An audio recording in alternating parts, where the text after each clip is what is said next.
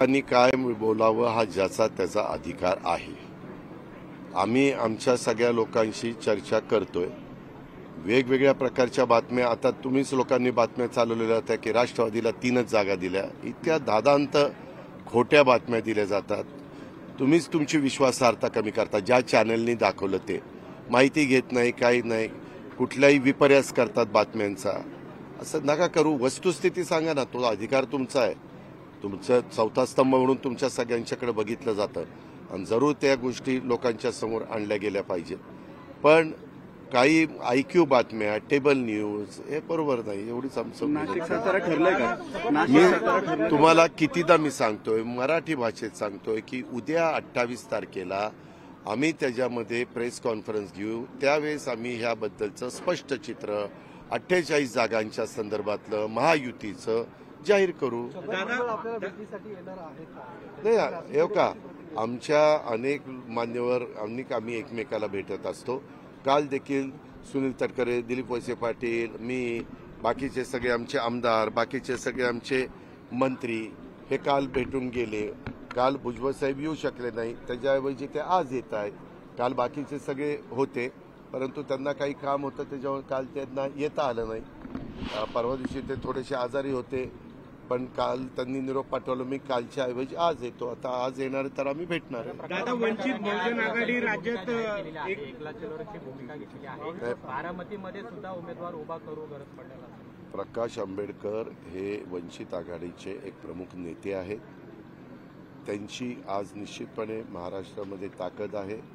आपण मागच्या वेळेस बघितलेलं आहे की त्यांनी उमेदवार उभे केल्यानंतर अनेक उमेदवार हे त्यावेळेसचे महाविकास आघाडीचे पराभूत झाले। नाव उदाहरणं द्यायची म्हटलं तर सुशीलकुमार शिंदे असतील, अशोकराव चव्हाण असतील, त्याच्यामध्ये राजेश विटेकर असतील, अशी अनेकांची मी नावं तुम्हाला सांगू शकतो की त्याच्यामध्ये वंचितनं लाखाच्या पुढं मताधिक्य घेतलं आणि त्याच्यातनं ह्या उमेदवारांना फटका त्या बाबतीमध्ये बसलाय। प्रकाश आंबेडकर साहेबांची महाविकास आघाडीबरोबर चर्चा चाललेली आहे। आम्ही तुमच्याच वेगवेगळ्या चॅनलला पाहत होतो आणि त्याच्यातून त्यांचे पण प्रेस कॉन्फरन्स व्हायची ती पण आम्ही ऐकत होतो। शेवटी त्यांनी कुणाबरोबर जावं, त्यांनी काय निर्णय घ्यावा, संविधानाने घटनेचे शिल्पकार डॉक्टर बाबासाहेब आंबेडकरांनी हा ज्याला त्याला दिलेला आहे। त्यांनी त्यांचा निर्णय ते घेतात, तशा पद्धतीनं निर्णय काय घेतला त्या आत्तापर्यंत मला माहीत नाही, कारण मी सकाळी 6:30लाच बाहेर पडलो। पण शेवटी तो त्यांचा अधिकार। तुमची म्हाडाची बैठक आहे म्हणून अपडेट, धैर्यशील मोहिते पाटलांना भेटायला अमोल कोल्हे गेलेत। त्यांच्या कार्यकर्त्यांनी काल रात्रीपासून तुतारीचे स्टेटस वगैरे ठेवलेत, ते लढतील शरद पवारांकडून। त्यांनी कुणी काय लढावं उद्याच्याला, कुणाला तुम्हालाही लढायचं असेल तर तुम्ही पण लढू शकता, हा ज्याचा त्याचा अधिकार आहे।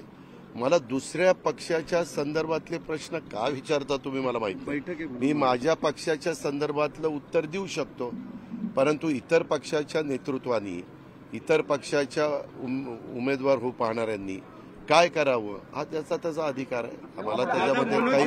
मला काही त्याच्याबद्दल कॉमेंट्स करण्याचा राईट पण नाही।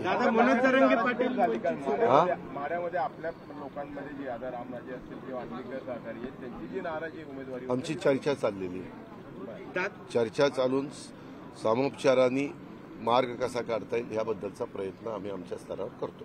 दादा, मनोज जरांगे पाटील वंचित सोबत उमेदवार उभे करण्याचा निर्णय घेत आहेत, तर तुम्हाला कितपत त्याचा धोका वाटतो? मला उमेदवार उभे झाले, मताची विभागणी झाली तर त्याचा फटका कोणाला कोणाला बसत असतो, हे साधं सरळ गणित आहे। मी त्याच्याकरता मागच्या वेळेसची काही उदाहरणं तुम्हाला दिलेली आहे। पण लोकशाहीमध्ये प्रत्येकाला आपली उमेदवार उभं करण्याचा अधिकार तोही तितकाच महत्वाचा आहे। शिवतरेंचं काही ठरलंय का? मी माझ्याबद्दल सांगू शकतो, मला इतर माझी कुणाच्याही बद्दल चर्चा झालेली नाहीये। मी माझं काम करतो आणि आमच्या ज्यावेळेस महायुतीच्या बैठका असतात त्यावेळेस त्या बैठकीला मी हजर असतो।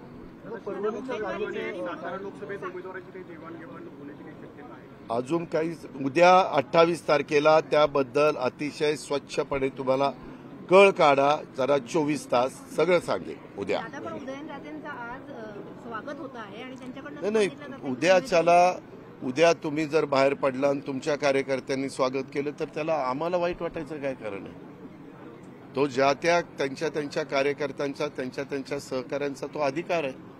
असं अनेकांचं अनेक ठिकाणी जात असताना स्वागत होत असतं. धन्यवाद.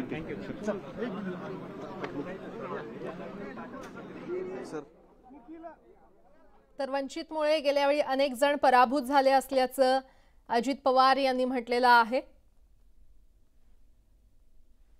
वंचितनं कुणासोबत जावं हा त्यांचा अधिकार आहे. वंचितमुळे गेल्या वेळी अनेक जण पराभूत झालेत असं देखील अजित पवार यांनी म्हटलं. या बातम्यांसह या